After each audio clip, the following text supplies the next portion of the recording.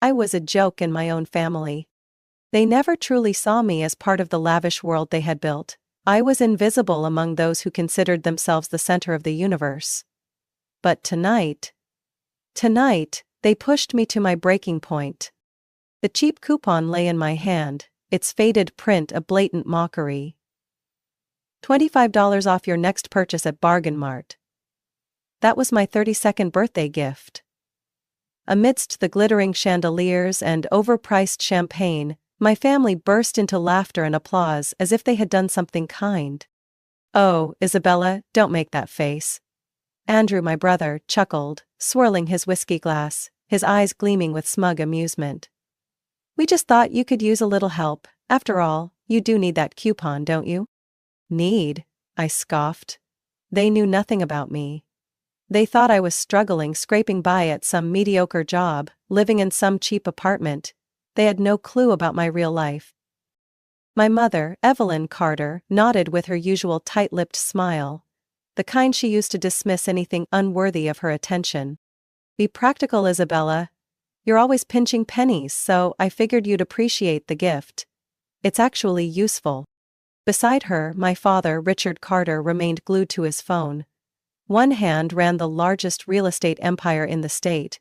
The other decided who in the family was worthy of his recognition. I, of course, had never made that list. "Be grateful," he muttered without looking up. "Andrew went through the trouble of arranging this dinner for you." "Went through the trouble?" I almost laughed out loud. All he had to do was pick up the phone and book a table at the most exclusive restaurant in the city, a place where a single bottle of wine on this table was worth more than the pathetic coupon they had just tossed at me. I clenched the crumpled paper in my hand, my chest cold with realization. I was used to their disdain, but never had it been this blatant. I wasn't a person to them anymore. I was a joke. "Actually," Olivia, my younger sister, spoke up, pulling me from my thoughts. She leaned forward, eyes twinkling with excitement. "Have you thought about Andrew's offer? If you want, he can pull some strings to get you a job as an assistant at Carter Enterprises. It's a great opportunity."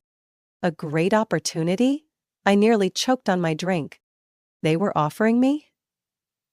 Someone who had spent over a decade building my own financial empire, a job as an assistant at the family company? A company I knew better than the fools running it? A company that, in just a few hours, I would officially control? I glanced at my father, expecting him to shut Olivia down, to tell her not to say something so absurd, but no. He nodded, as if it were the most reasonable suggestion in the world. "You should consider it," he said in his authoritative tone. "It's time you learned what real work is." "Real work?" I gripped my wineglass, suppressing the bitter laughter threatening to escape. Who did they think I was, some failure desperate for their pity? I took a deep breath, swallowing down the storm brewing inside me. They would find out soon enough. I set my glass down, my gaze sweeping across each family member. They laughed, enjoying their extravagant dinner, unaware that by tomorrow, everything would change. I smoothed my dress and stood up, my voice calm but sharp as a blade. "Thanks, but I don't need Andrew's help." My mother frowned. "Sit down, Isabella, we're not done eating." I smiled, but there was no warmth in it. "Some of us have more important matters to attend to in the morning." Andrew smirked, leaning back in his chair. "Another part-time gig, or have you finally decided to get serious about your career?" I tilted my head, my eyes locking onto his. "You're right, Andrew, I am getting very serious." "Very serious." I pulled a $200 bill from my wallet, placed it on the table 6 times the value of that pathetic coupon. "Consider it a tip, because, as my dear brother always says, debts should be settled properly." Andrew laughed, clapping mockingly. He didn't get it. None of them did. But tomorrow morning, when they walked into that office, they would. They would finally understand who really controlled everything.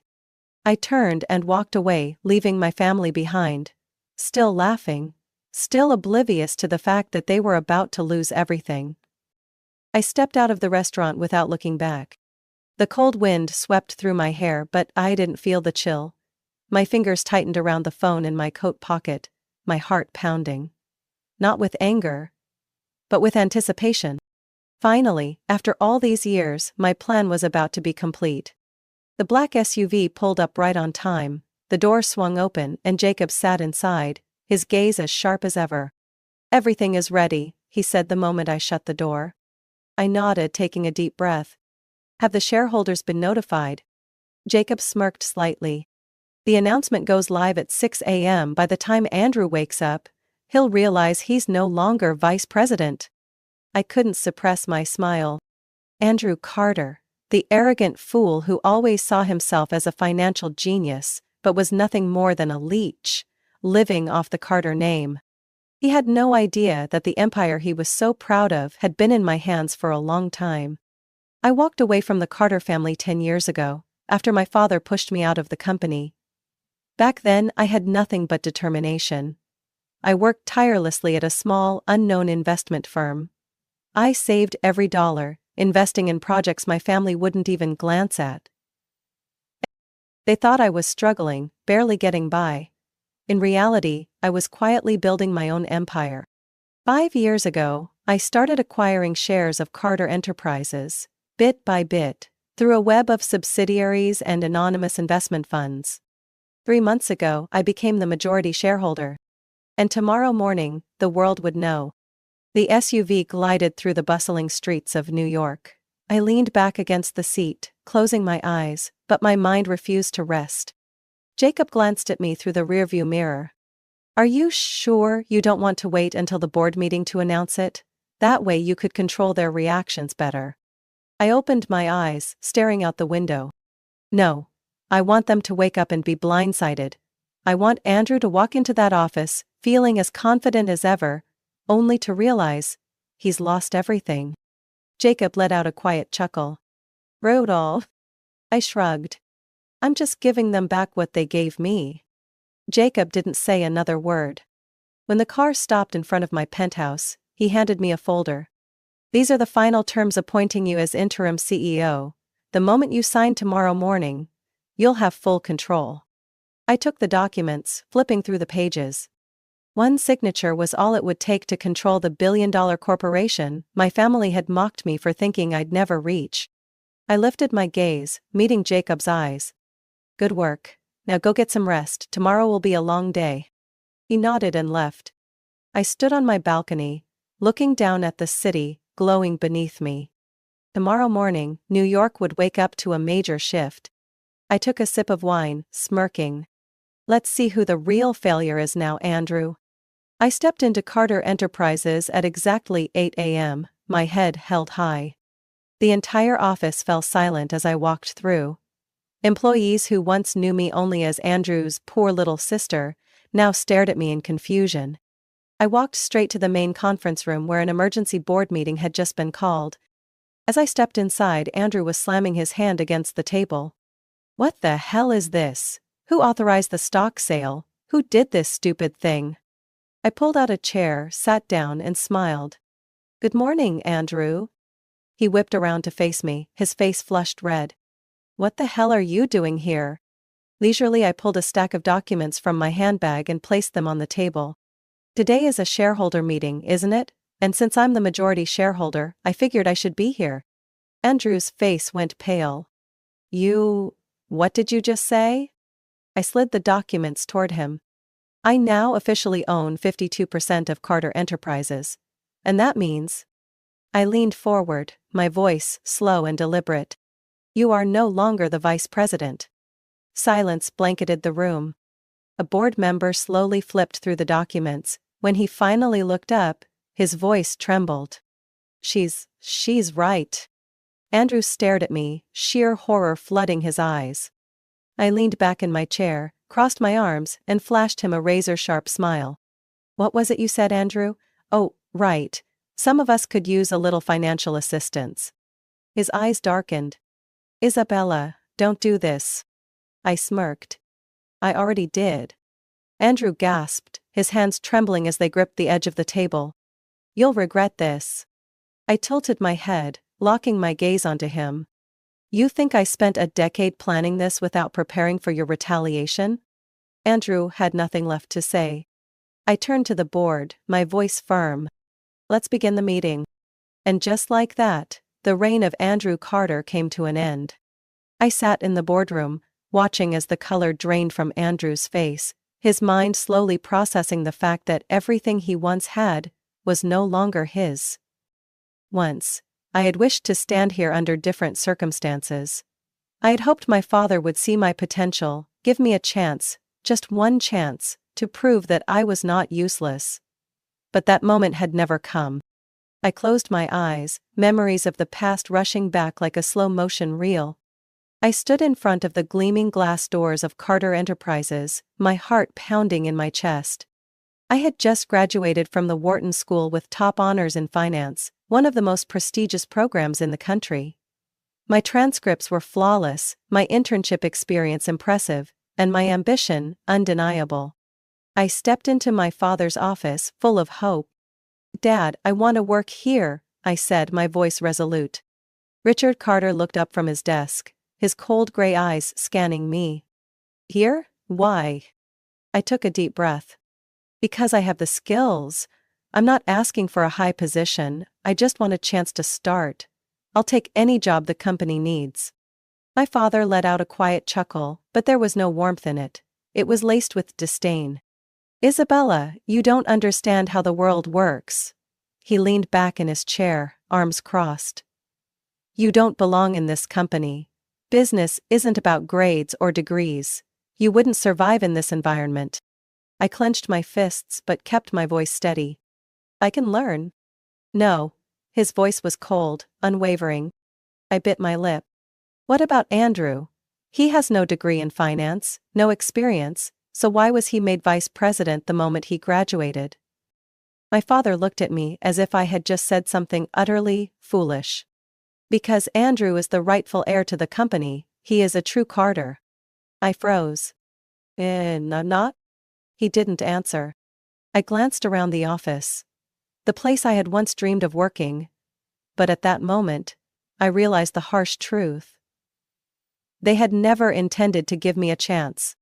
Clenching the strap of my handbag, I bit my lip to keep from crying. "Then I'll find my own path." I turned and walked away, not waiting for a farewell. And that was the last day I ever believed I had a place in this family. The struggle of the early days. I left Carter Enterprises with nothing but empty hands. No family backing, no golden path laid out for me.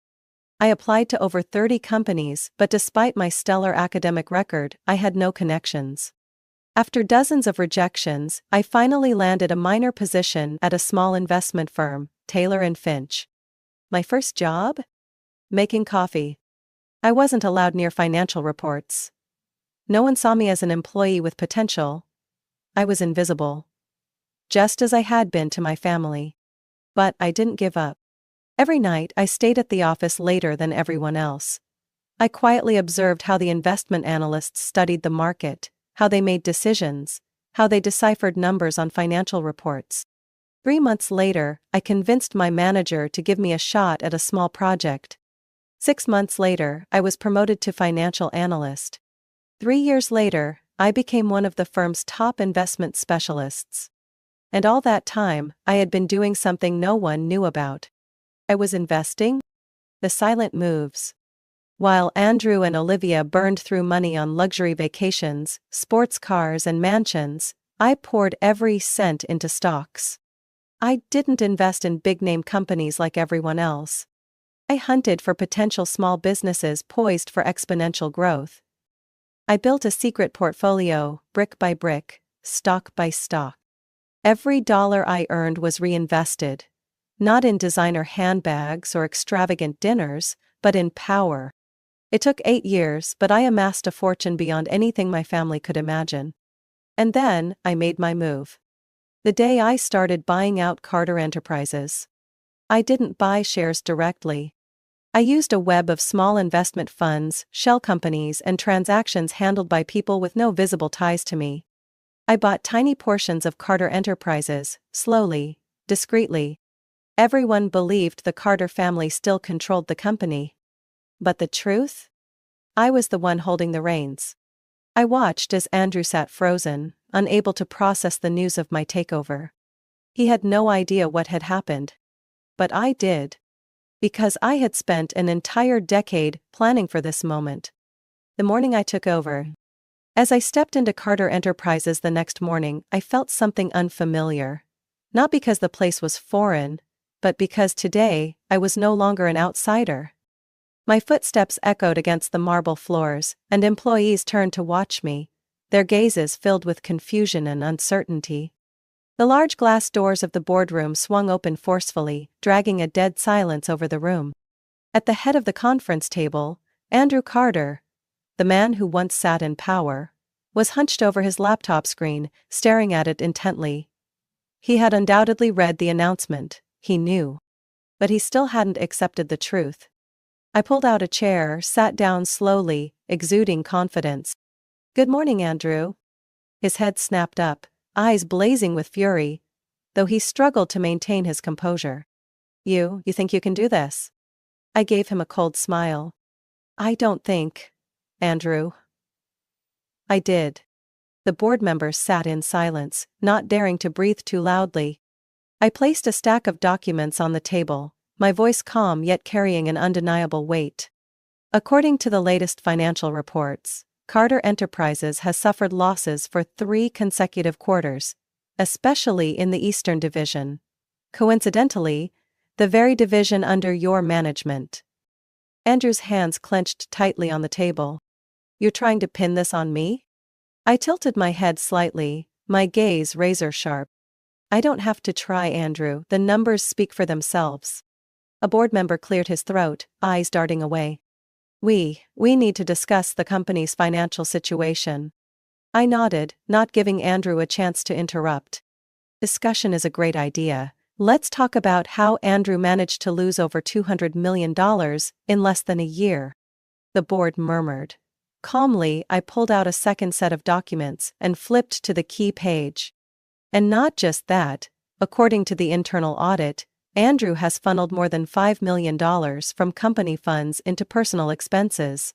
A mansion in Miami, a yacht, first-class flights to Europe, and let's not forget the rather interesting expenditure for a nightclub in Vegas. The CFO slammed a hand on the table. "Is this true?" Andrew tried to keep his face neutral, but I could see him unraveling. "I'm the vice president. I have the right to use company funds for client entertainment." I held his gaze. Entertaining clients with VIP passes to a nightclub? Very creative. A soft chuckle came from the board. I saw the veins in Andrew's neck tightening. He was about to snap. He slammed his hands on the table and shot to his feet. "You think you can kick me out of this company? This is my family's business." Slowly I stood as well, my eyes unwavering. "You're mistaken, Andrew. This is my company now." I slid another stack of documents toward the board. "I am now the majority shareholder, holding 52% of Carter Enterprises. That gives me full authority over executive decisions." The room fell into stunned silence. A few board members exchanged glances, then, nods of quiet agreement. Andrew shook his head, grasping at his last thread of hope. "Dad won't let this happen." I shrugged, my voice calm but ice-cold. "Only longer has a say, and even if he did, I'm far beyond his reach now." His face drained of color, his breathing quick and uneven. I met his gaze, my words sharp as steel. "Andrew Carter, you are officially terminated from your position as Vice President of Carter Enterprises, effective immediately." The room plunged into absolute silence. Andrew opened his mouth to protest, but not a single board member spoke up in his defense. His eyes darted around, panic setting in as he realized there was no one left to save him. I turned toward the security team waiting by the door. "Please, escort him out." 2 security guards stepped forward. Andrew yanked his hands away from the table, but he knew he was powerless. He turned to me, his voice strangled with rage and desperation. "You're going to regret this, Isabella." I crossed my arms, offering him nothing but a cold, knowing smile. "Maybe, but before I regret it, make sure you've packed your things." He glared at me with pure hatred, then turned and walked away, his footsteps heavy as if dragging the weight of a crumbling empire. The door closed behind him. I exhaled slowly, the taste of victory spreading through me. The board remained motionless, as if they had just witnessed a hurricane tear through the room. I sat down, placing my hands on the table deliberately. "Now then," I said, my voice firm, razor sharp. "Let's talk about the future of Carter Enterprises." For a moment, silence hung in the air. Then, one by one, heads began to nod. I knew, from this moment on, I had won everything. I stood in the boardroom, staring at the door where Andrew had just been dragged out of Carter Enterprises. Out of my company. The thrill of victory still simmered in my chest, but I knew this battle wasn't over. My father wouldn't sit quietly. Richard Carter was not a man easily taken down. I had seen him destroy those who dared to stand against him. And now, I was the one who had just taken down his golden son.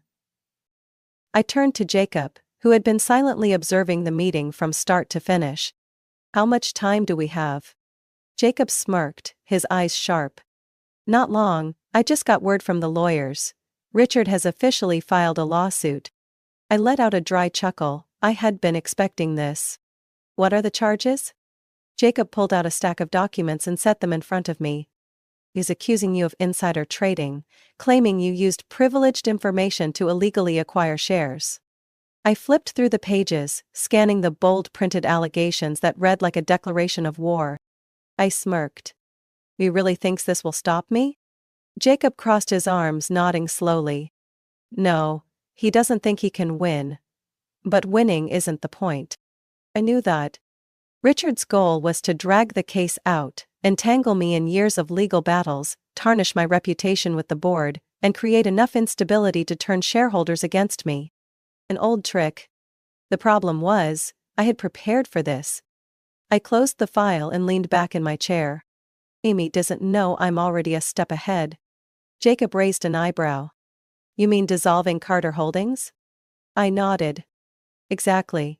He thinks I'm still operating my assets through Carter Holdings, the old investment firm I built. But 3 days ago..." I slid another folder across the table toward Jacob. "I officially dissolved Carter Holdings. Every asset, every share I own, has already been transferred to a new entity, Imperium Capital." Jacob flipped through the pages quickly, then let out a low chuckle. "Smart. That means any documents Richard has on Carter Holdings are useless." Precisely. Richard had built his lawsuit around my old financial structure, but the problem was, that structure no longer existed. He could sue Carter Holdings all he wanted, except Carter Holdings no longer controlled anything. I had moved everything beyond his reach. Jacob scoffed, leaning back in his chair. "I bet Richard is losing his mind right now." I smirked. "We'll see soon enough." That night, as I stood on my apartment balcony, sipping a glass of red wine, my phone rang. Richard's number. I let it ring 3 times before answering. "Isabella." His voice was cold as steel, stripped of the arrogance he once carried. "Hello, father." I took another sip of wine, my voice calm. "You think you can take me down like this?" I let out a quiet chuckle. "I don't think, father, I did." A heavy silence. I could almost hear his sharp, uneven breathing on the other end. "How long have you been planning this?" "Since the day you refused to let me into the company." A scoff came from the other end, but this time, there was no confidence behind it. "You think you've won, daughter?" "No." I placed my glass down on the glass table, my gaze fixed on the glittering Manhattan skyline. "I haven't just won. I've taken back what was mine." "I won't stop." Richard's voice hardened. "I'll fight this lawsuit. I'll find a way to regain control." I didn't waver. "You can try. But no one knows better than you that you lost your power a long time ago." He didn't respond immediately, but I knew I was right. "If you were still in control, you wouldn't be calling me tonight." Silence. Long. Heavy. I could almost picture his face, his eyes burning with fury, bitterness, and helplessness. Finally he spoke, his voice low and sharp as a blade. You really are my daughter. I smirked. That's the only thing you can take pride in about me. I ended the call. Below, the city lights glittered, as if nothing had changed. But I knew. Richard Carter's entire world had collapsed in a single night. I knew Andrew wouldn't go down without a fight. He had never faced failure before. He had lived his entire life under our father's protection, spending money recklessly without a care in the world. But today, he had nothing left to cling to. I left the office after my meeting with the board, but I kept a close watch on his every move. I knew he would try to turn the tables. Of course. I had already anticipated it. 2 days after his termination, Andrew suddenly stormed back into Carter Enterprises. He no longer looked like a powerful vice president. His hair was disheveled, his eyes bloodshot from lack of sleep. He barged straight into my office, no knock, no hesitation. You think this is over, Isabella? I lifted my gaze, unfazed. You still haven't learned your lesson, Andrew. He slammed a stack of documents onto my desk, his face twisted with rage. I contacted some loyal shareholders. I can apply pressure to get my position back. I scoffed, pushing the stack of documents aside as if they were worthless. Which shareholders? The ones who benefited from your shady business deals? Leaning back, I locked my cold gaze onto him. Do you really think I just sat here, waiting for you to strike back without preparing? Andrew hesitated slightly. I pulled another file from my drawer and tossed it onto the table in front of him. I ordered a full financial audit the moment I took over the company. His body stiffened, his eyes flickering with unease. And guess what? I continued, my voice razor sharp. You left a trail, everywhere. Andrew flipped open the file, his face turning pale as he scanned the contents. $5 million for a beachfront mansion? $2 million for a yacht? $500,000 poured into high-end nightclubs? And this? This is just the tip of the iceberg. He swallowed hard, his hands trembling. This can't be official evidence. I met his eyes, unwavering. I've already sent the full report to the SEC. Andrew inhaled sharply, his entire body tensing. You're joking.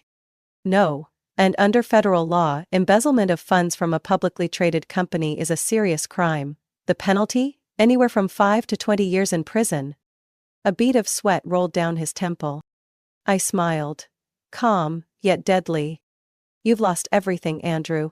He shot up from his chair, panic flooding his face. I can negotiate. We can find a way to fix this. I crossed my arms, shaking my head slowly. No, Andrew. I don't negotiate with someone who drained company funds to fuel his extravagant lifestyle. The boardroom door swung open forcefully. 2 SEC agents stepped inside, their expressions cold and unreadable. Mr. Andrew Carter? Andrew spun around, his face drained of color. We have a warrant for your arrest on charges of embezzlement and securities fraud. No, I can explain. The agents didn't listen. They cuffed him in front of the entire office staff. Andrew thrashed. Dad won't let this happen, he'll save me. I stared at him, my gaze sharp as a blade. You think Dad will save you? Andrew froze, eyes widening. Right at that moment, my phone rang. The name on the screen. Richard Carter. I put it on speaker for everyone to hear. Richard's voice was calm, devoid of emotion. I'm not going to do anything, Andrew. Andrew stood in stunned silence. Dad, you can. Richard sighed. You've caused too much trouble. Now you have to deal with the consequences. Andrew let out a choked, desperate sound. Dad. I'm your son. I'm the heir to this family. Richard let out a cold, bitter laugh. No, Andrew, you were just a mistake. The call ended abruptly. Andrew stopped struggling.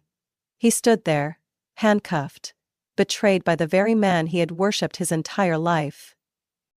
I stepped closer, leaning in to whisper in his ear. You've lost, and this time, no one can save you. He turned to me, his eyes burning with hatred.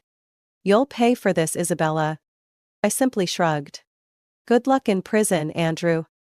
He was escorted out of the office, every employee's eyes locked onto the scene. I stood still, head held high.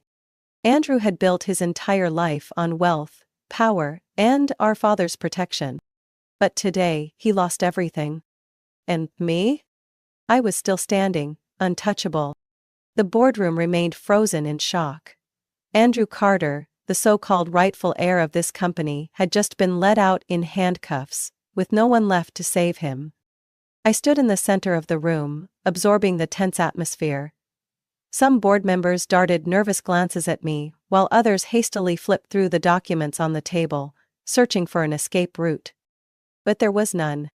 I slowly swept my gaze over them, my voice sharp, yet unhurried. I believe it's time we make some official changes. No one objected. One of the CFOs cleared his throat, struggling to compose himself. Miss Isabella, as the majority shareholder, do you have a nomination for the position of chairman of the board? I placed both hands on the table, steady and commanding. There's no need for discussion. I will take that position. A few exchanged glances, but not a single person opposed me. They had seen what happened to those who stood on the wrong side. In just 10 minutes, the votes were cast and signed.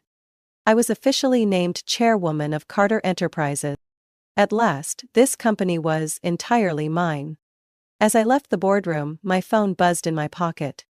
I glanced at the screen. Richard Carter. I didn't rush to answer. I let it ring 3 times, savoring every second he was forced to wait. Then, I picked up. What is it, Father? Richard's voice was low, stripped of its usual arrogance. You think you've won, Isabella? I smirked, my eyes tracing the glowing streets of New York below. No. I haven't just won, I've taken back everything. Silence? I could picture his face. A man who once held absolute power, now watching everything crumble before him. Andrew destroyed this family, Richard muttered, his voice cold. I let out a quiet laugh. No, you destroyed it a long time ago. A sharp breath on the other end. But no denial. I pulled the phone away from my ear, ready to hang up. This time, Father, you have no more moves left to play. And with that, I ended the call. Richard Carter was powerless. And I had just risen to the top.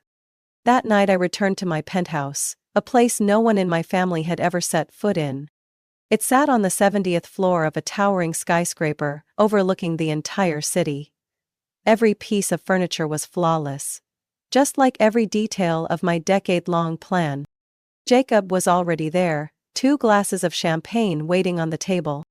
He watched me, his eyes filled with something I rarely saw in others. Respect. So, you finally did it, he said. I picked up my glass, swirling the golden liquid inside the crystal. Not just did it, I clinked my glass against his, my voice a quiet but unwavering declaration. I took back everything. Jacob chuckled, shaking his head. I have to admit, this was one of the most brilliant takeovers I've ever witnessed. I took a slow sip, my eyes locked onto the city lights flickering below. Everything the Carter family once owned now belonged to me. I was no longer the girl I once was, the one who stood outside my father's office, begging for a chance. Now I was the one in power. Jacob set his glass down, crossing his arms. So what now? You've taken the company, you've taken down your father and Andrew. Do you really think this is the end? I looked at him, a sharp glint flashing in my eyes. There's still one more thing I need to finish. Jacob blinked, then let out a quiet chuckle. Richard Carter? I nodded slowly. He's lost everything, but I want to make sure he never rises again. Pulling out my phone, I scrolled through my contacts. A name appeared on the screen. Someone who could help me end Richard Carter's career for good. I pressed call. We have work to do. Jacob sat back, watching me with a knowing smile. I set my champagne glass down, my eyes gleaming like a wolf ready to hunt. This game wasn't over yet. I hadn't erased Richard Carter from this world completely. But trust me, that day was coming very soon. Isabella Carter's story is more than just a tale of revenge, it's proof of the power of perseverance, strategy, and determination. In a world where power is often handed down through connections, rather than earned through merit, Isabella proved that true success isn't about privilege. It's about intelligence and resilience. Life works the same way.